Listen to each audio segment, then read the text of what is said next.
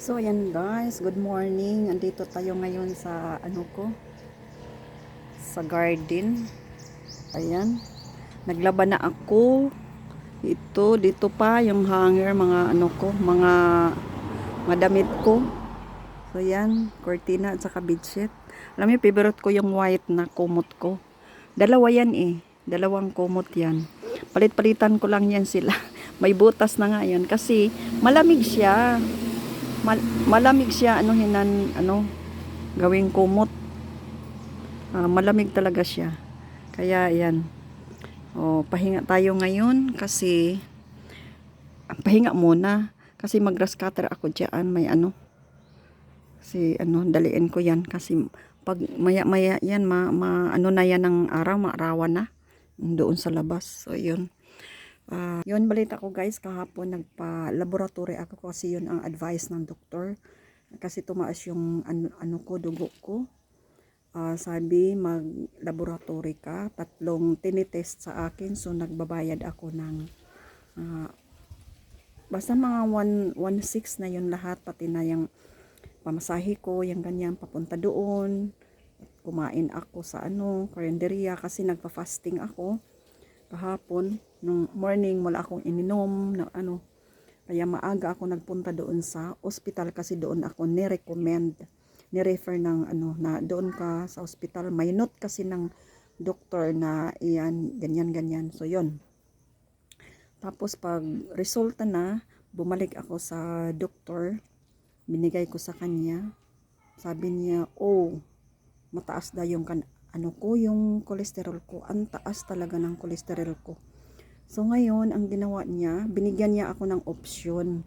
Sabi niya, if mag-maintenance daw ako for my cholesterol or magda-diet. Sabi ko, so sumagot ako agad kasi ayaw ko na mag ng mga maintenance yung ganyan. Sa bagay, mayroon naman yan sa center na free, pero mag-donation ka, yun lang, donation. Kung mayroon sila, pero kung wala, kailangan mong bilhin sa sa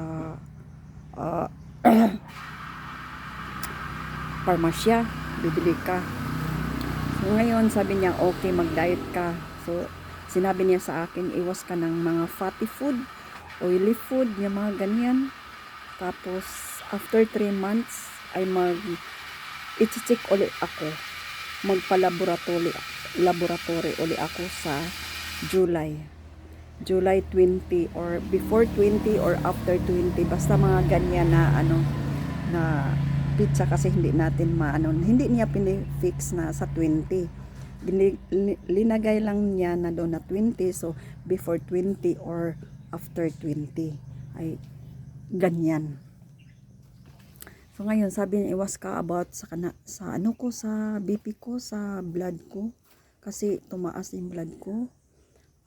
Binigyan ako nila ng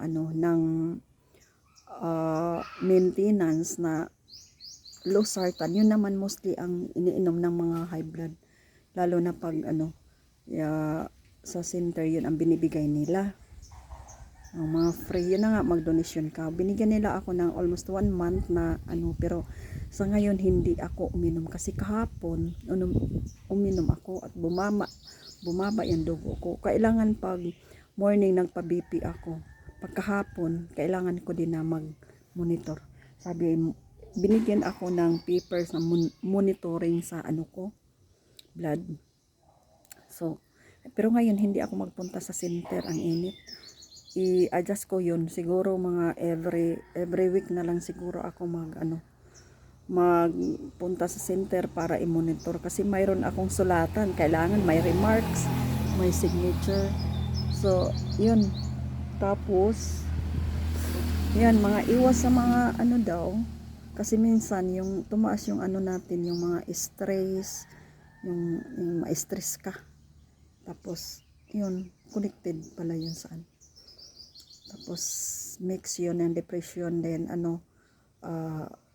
it's result ng mga anxiety.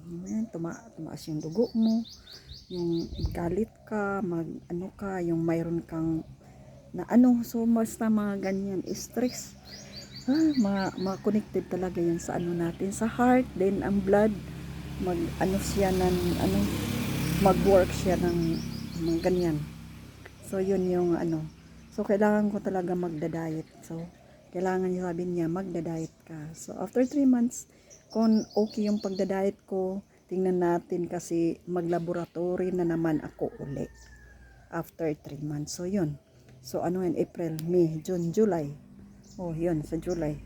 Magbabayad na naman tayo uli. Ganyan. Kasi hindi naman free. Kasi, bigyan ka ng note na ano, yung doktor, sa ano kasi nagchichik sa akin ay doon ako sa ano rural health unit yung ano sa center RHU rural health unit so sa municipal health center so may doktor doon Tagalog ng doktor namin tapos nag-note siya so kailangan ako ano pa yun magpa-laboratory so kahapon nga binigyan niya ako ng note para hindi ko makalimutan makita ko yun na magpa-ano na pala ako magpa-laboratory uli sa cholesterol ko so yun sa lipoprotein yung ganyan super taas talaga yan so yun guys mag-ano na ako prepare na ako ng ano ko ng grass cutter i-ano ko na kasi mag grass cutter ako dyan so thank you so much for your support and stay healthy yan ganyan na kasi lumalabas na yung mga ganyan na edad. Kasi ano na guys, ako 59. So this year, mag 60 na ako. So kaya, yun. Lumalabas na talaga ang mga ano natin.